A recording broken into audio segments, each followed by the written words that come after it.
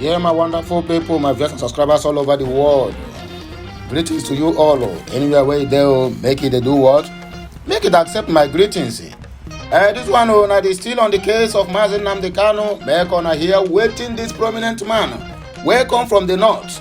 A prominent man and well respected. Waiting talk concerning Nnamdi Kanu. He don't take federal government. He don't take Tinubu government. And everybody that have hand in detention and incarceration of Nnamdi Kanu, what did he tell? He said, free this young man, let him go. That this young man have potential even to become the president of the Fulani government of Nigeria. That the more you keep him, the more you make him more stronger. And the more the Biafran is becoming stronger and stronger. In fact, I don't want to talk too much on this. I want you to hear it from the horse's mouth. But before then, do not forget to subscribe, like, and also share. It is very, very important and very, very necessary. Let us go straight to the reason why we are here this day. Today happens to be what? Friday, TGIF. Thank God it is a Friday. So my wonderful people, the one where they like item 6, I be where they like to jollificate. Today na the day where you need to go to Mania. I beg, don't drink while driving. And when you are driving, don't drinking. All the very, very important. Magagene, magada mama, in your chagwarando bushi. Or this life no get duplicate you. Let us be guided. That is my watchword. Let us go straight to the reason why we are here this very Friday afternoon. Federal government making Nnamdi Kanu popular. He can contest election in any southeast state and he must win, according to this prominent man wey come from the north. He don't come standing in defense of Nnamdi Kanu at any given time. So as you can see, Biafran is popularly, it's gaining popularity day by day. Nnamdi Kanu set a trap for them and they fall into that trap. I don't know how the federal government or Fulani government will get out of this trap, but let us keep watch. Let us also what? Be guided. Remember, that is my watchword.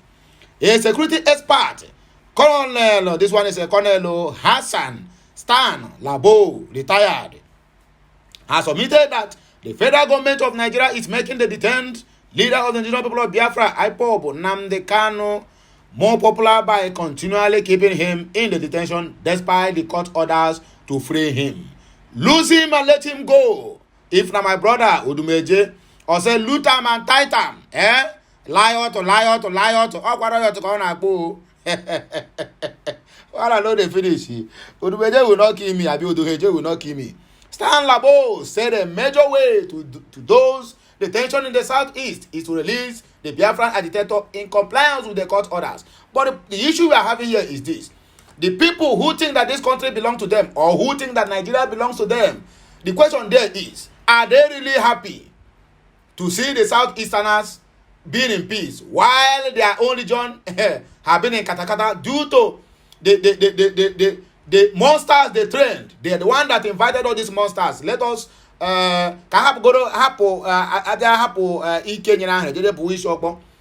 us tackle this issue, how it started, how this Boko Haram or whatever bandit issue or terrorists come to stay in Nigeria. This is the machineries the so-called northerners built just to tackle the administration of Goodluck Jonathan because it was not being in their favor.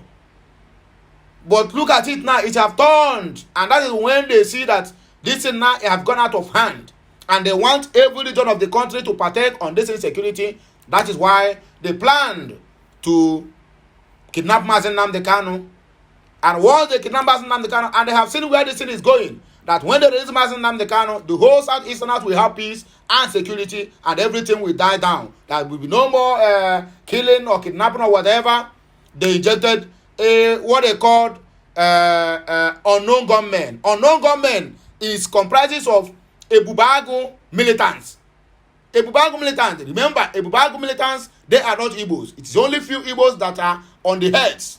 But the main people that is heading the Ebubago have been the Niger Delta militants and the Fulanis.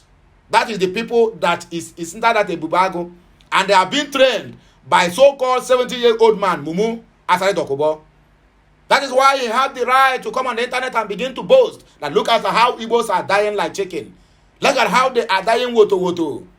So for you to know that the issue of releasing Nnamdi Kanu, for them, they don't have any grudge against Nnamdi Kanu. But they have already know that that is where they are holding. They are holding the southeast at their sukrutum. They are holding us at the sukrutum. That is why they refuse to release him. They don't want peace. Because any day the Nnamdi Kanu is out, all this unknown government, whatever is being called in the southeast, that will mark the end. Whether those working against Biafra or those working in favor of Biafra, that is the simple truth. Anyway, let us be guided and let us keep watch. That is my watchword. Stan Labo said a major way to those, according to him, while stating that some of the actions and the pronouncements of Kanu might have been offensive to the Nigerian state. The retired military officer noted that keeping him behind bars is making him a hero in the southeast and giving him more relevance among his followers.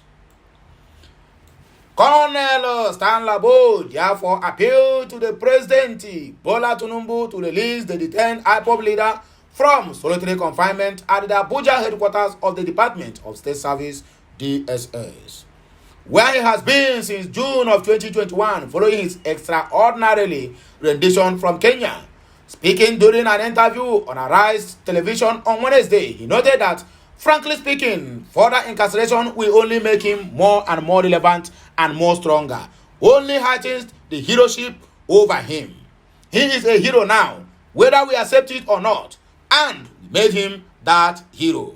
That is the simple truth. Look at how federal government have made Nnamdi Kanu, the person they call a common man. Even they used to call him a common criminal. That is what they call him then. But now they have made him a hero and more stronger.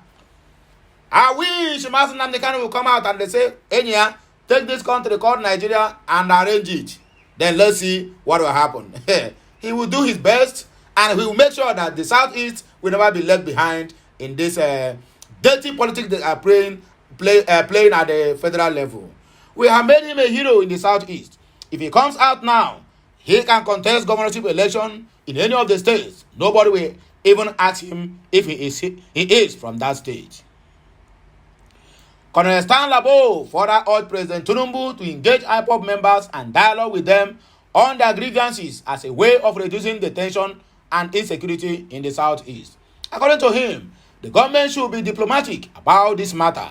One major priority area in the Southeast, which I think will cool off a great deal of growth, is for us to bring out Kanu.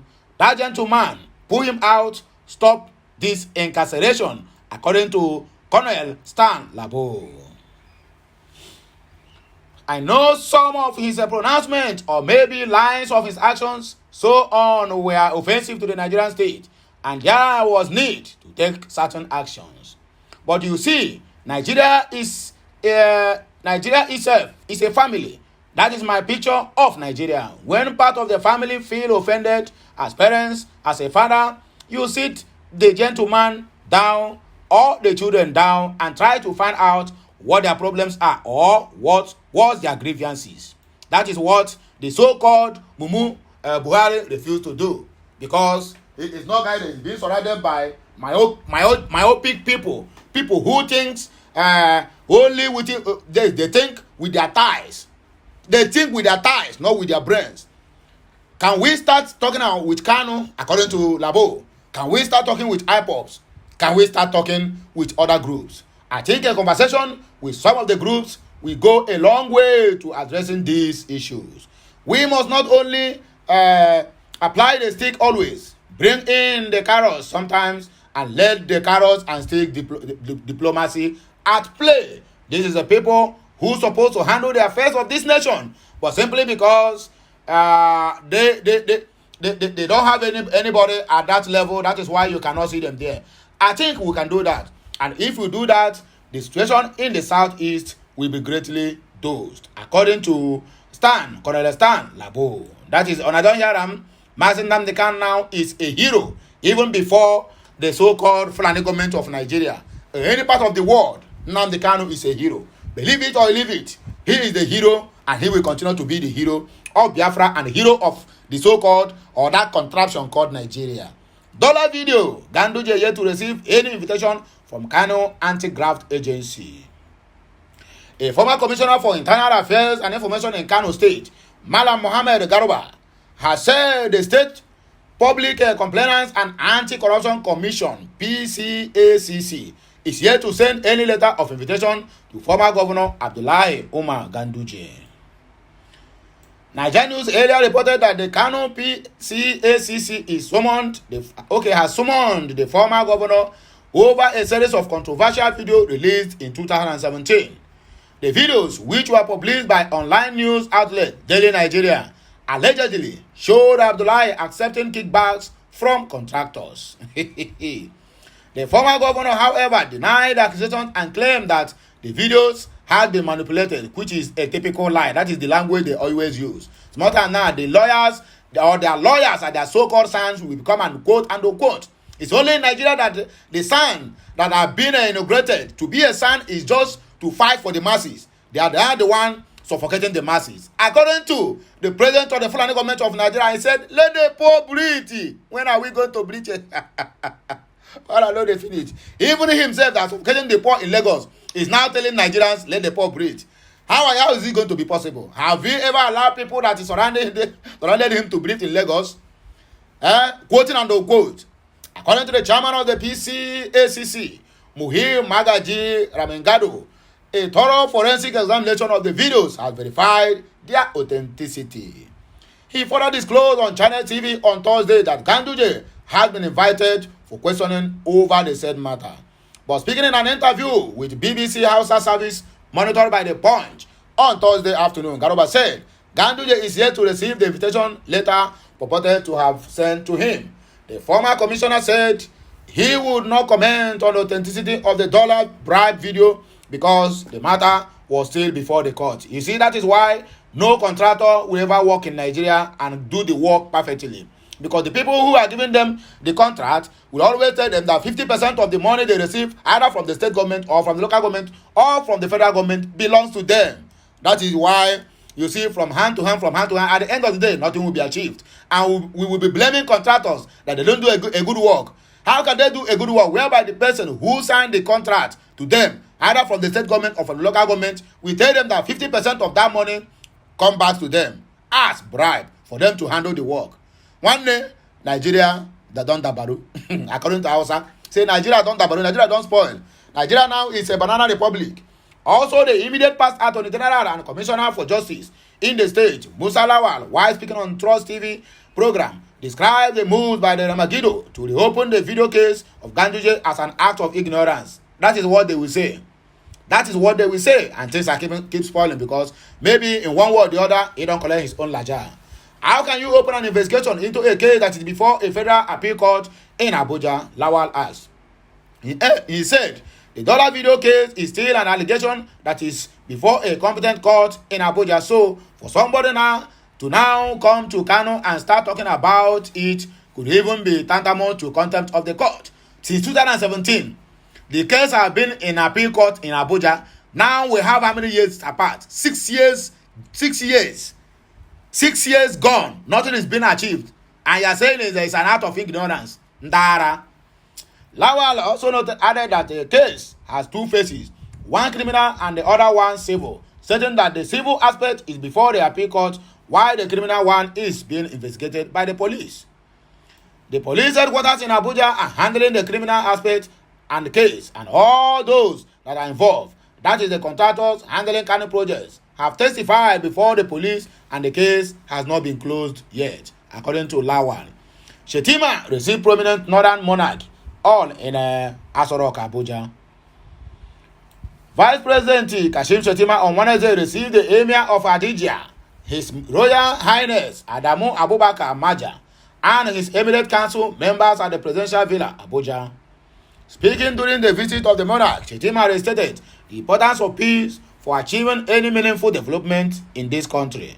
The Vice President commended Hadija, the Emirate Council, and the Emir for a strong support to the Tinubu administration. He said, as at the time we went to Hadija, we were not in power, and His Royal Highness was unequivocal in support to us. It was a huge support and was anchored on the fact that our team was the best for the nation, according to Shetima. Shetima also lauded the Jigawa state government and the Hadija Emirate for the development strides in the community. He added, when I traveled from Kanu to Hadija, it was one of my happiest moments. I saw development coming up. I saw universities springing up. I saw a rice mill by Aliko Dangote. I saw so many development efforts. On the issue of incessant flooding being experienced in Jigawa State, Shetima pledged that the federal government will soon address the challenge of flooding facing the state because of its negative and impact on agriculture and food production.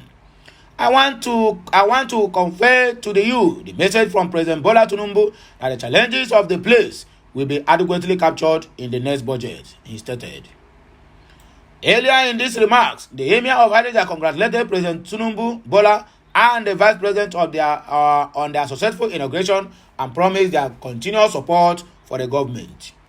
He also thanked the Vice President for the appointment of one of their sons as the Deputy Chief of Staff to the President and prayed God's guidance and direction for the new administration, according to the Emir of Hadija. Sheikh Hussaini don react to Chinese warship. What is he doing in Nigerian waters? Whether they are about to prepare for war, I don't know. Former Kaduna Central lawmaker Sheikh Hussaini had reacted to the arrival of Chinese warships in Nigeria. Not warship, warships is a lot. Nigerian news recall that 3 Chinese warships had arrived in Nigeria as part of growing naval cooperation between the two countries. They are on port call on completion of tasks before heading home. They visit to improve diplomacy. They hope the visit will strengthen ties between the two navies. Nigeria's Navy spokesperson, Commodore Ayo Vohan, said one of the 3 ships, the destroyer Nanin, berthed in Lagos. The Chinese embassy in Nigeria has announced that the warships will leave on Wednesday. That means that was supposed to be, I think, this next week, Wednesday. The visit comes after the U.S. defense officials last year expressed concern over Chinese plans for a military base on West Africa's Atlantic coast. Reacting to the development via Twitter, Sani opined that the warships was nothing to be worried about, adding that the United States warships was also in Nigeria a few months ago. He wrote, Chinese warship in Nigeria waters shouldn't be a cause of worries. U.S. warships was also here some few months ago. We are an independent nation free to relate with any country of our choice. List of professors, orders set up by Soludo to investigate the JAMB and Mesoma Educate's UTME scores saga. The manipulation of the results saga, according to them. A committee of 8 concerning of academicians, clerics and technological know how persons have been set up to investigate the Joint Admission and Matriculation Board JAMB and an Anambra State student Mesoma Ejike Mejoy over her early 2023 Unified Tertiary Matriculation Examination result falsification saga. It could be recalled that Mesoma defended herself in a video that has since gone viral, expressing confusion about the forgery accusation and explaining that she printed her result directly from the JAMB portal.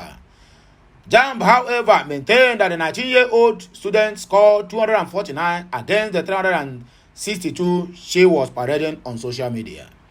In the latest development, Mesoma acknowledged that she scored 249 as claimed by JAMB, though she said the examination body must not blame her for the development. However, that the Anambra State government, led by Governor Charles Chukwuma Soludo, has set up a committee of inquiry to investigate the matter thoroughly. The see members of the committee below. Number 1 on the list, we have Professor Nkemdele Nonyelum, that is the chairman, and we have Professor Messi Okonkwo, member, Professor Ngozi Chuma Ibe, member, Professor Mada Abuchi Duko, member, Professor Jaja Wanegbo, member, Reverend Sister Prof. Mary Felicia Opara, member, Reverend Canon Dr. Uchenna Umifekwem, member, Mr. Chukwuemeka Fred Abata, Managing Director, Anambra Information Communication Technology Agency, member also. Nigerian News understand that the committee was set up on Tuesday after Ms. Mesoma went to the office of the Anambra State Commissioner for Education, Professor Ngozi Chuma Ibe, with her UTME result to protest that JAMB didn't recognize her as the candidate with the highest score. The commissioner in turn called JAMB to confirm her claim, but she was told that Mmesoma's result was forged.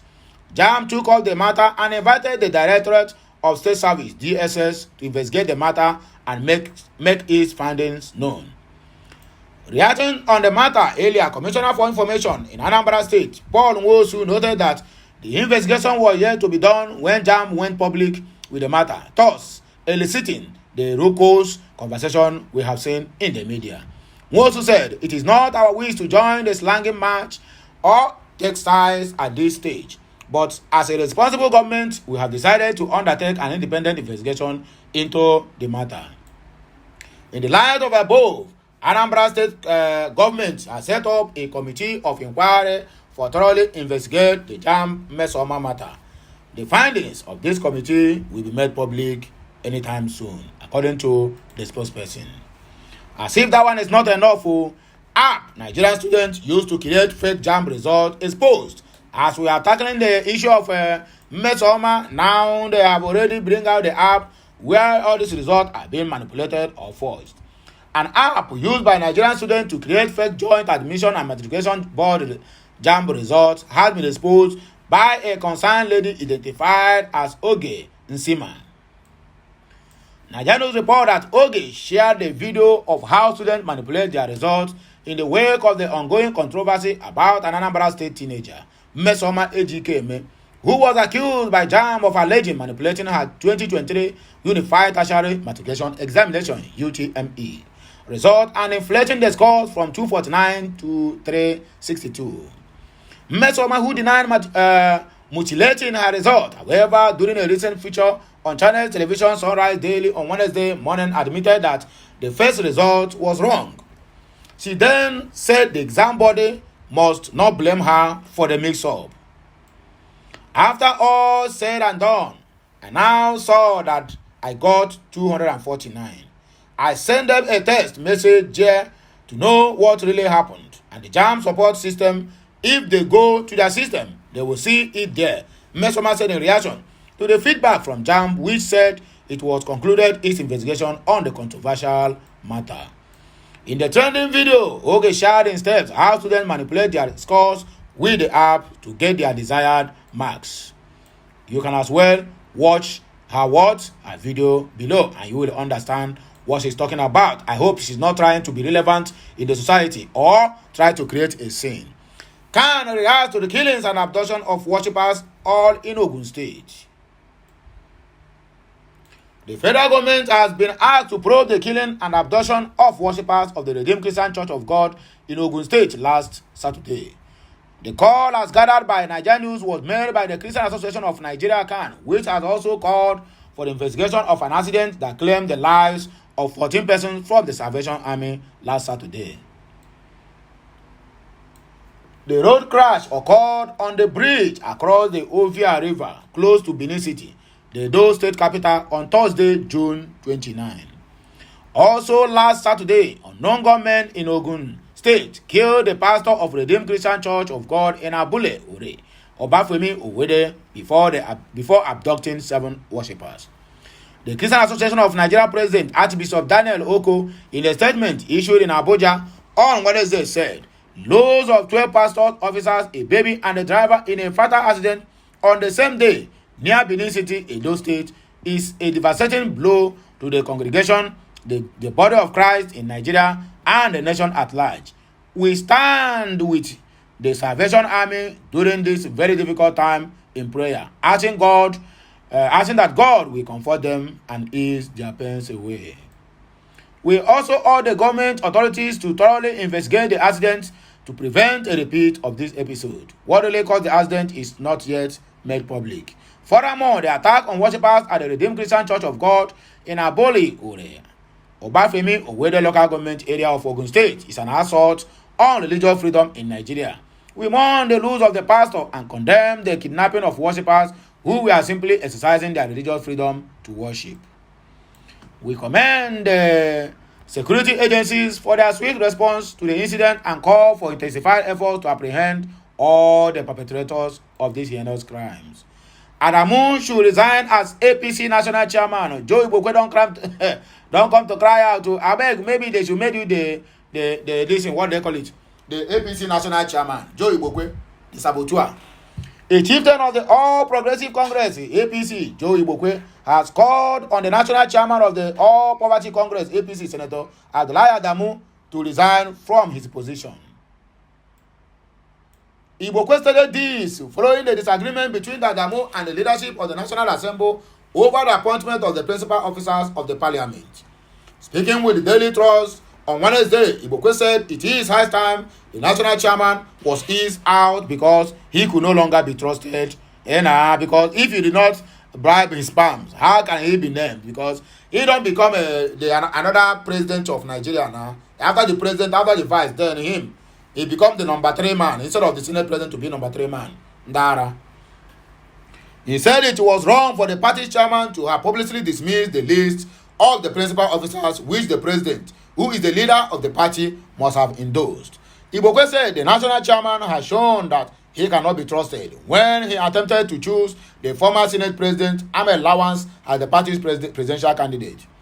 He said he was supposed to have been removed that time when he supported Ahmed Lawan, but APC managed the matter. We can't trust him anymore. The former spokesperson of APC in Lagos said even if Adamu was not satisfied with the list of principal officers released, he should not have made it public. At least he could have been confided with the so-called house to know exactly what happened. In all honesty, we can't trust him again. He was managed for us to come out of the election. Now is the time to ease him out. But I know Asiwaju knows what to do, he added, according to the estranged Joe Ibokwe. End bandits attacks in Katsina, Gombe, Ondo now. Reps urge federal government. On Wednesday, the House of Representatives urged the federal government of Nigeria to take promising action in ending the incident bandit attacks in Katsina, Gombe, and Ondo state communities. The call was made following separate motions in the House floor by Aminu Babale, Inuwa Garuba, and Timihen Adelegbe. The lawmakers expressed their concerns over the killings and abduction of their people in communities of Dusin Makorofo Federal Constituency of Katsina State, Yamat Adeba in Gombe State, and some parts of Ondo State, Nigeria News reports. On his part, Babale, who is representing Dusin Makorofo Federal Constituency, lamented that Tasha Yaro, Koza, Kudowa, Gezal, Suyawa, Tanwa, and the rest of the communities have been occupied and taken over by bandits. He noted that the incident attacks are led to low farming productivity, warning that majority of the youth in the affected areas could end up with little or no income, thus worsening youth restiveness. Presenting his motion at the plenary yesterday, Garoba representing Yamadu Tudeba Federal Constituency said the annual clashes between the farmers and the herders have consistently resulted in losses of lives and property during the harvest periods in the local governments. Adelegbe from Ondo State said there was an alleged persistent killing and kidnapping of innocent citizens of Ijeba, Imoru, and the rest of the communities around those areas of Ondo State by herdsmen and bandits. In the last 2 years, over 50 innocent lives have been lost, with several kidnapped and unaccounted for, including the recent kidnap of Mr. Isaac Ohemere and his son Solomon Ohemere. While the father was murdered, the son was released after the payment of 400,000 naira ransom, and the lawmaker recalled. The House of Representatives adopted the motion by the lawmaker and urged President Bola Tinubu-led government to end the security challenges in the affected communities across the 3 states. It resolved to set up an ad hoc committee to investigate the Katsina matter and report back in 6 weeks before further legislation actions. So, my wonderful people, my viewers and subscribers, my dear brothers and sisters, now here we go take a pack our kaya and I go with one go so. Do not forget to subscribe to my channel. Do not forget to like. Do not forget to comment. And also, do not forget to share. It is very, very necessary and very, very important. So, I have to do what? Say bye to you all until I come your way again. I still remain your one and only Okute Daily Talk. Please, let us be guided and let us do what? Keep the hard work. at the end will surely justify. Have a nice day. Bye for now, my wonderful people. Kemesiano.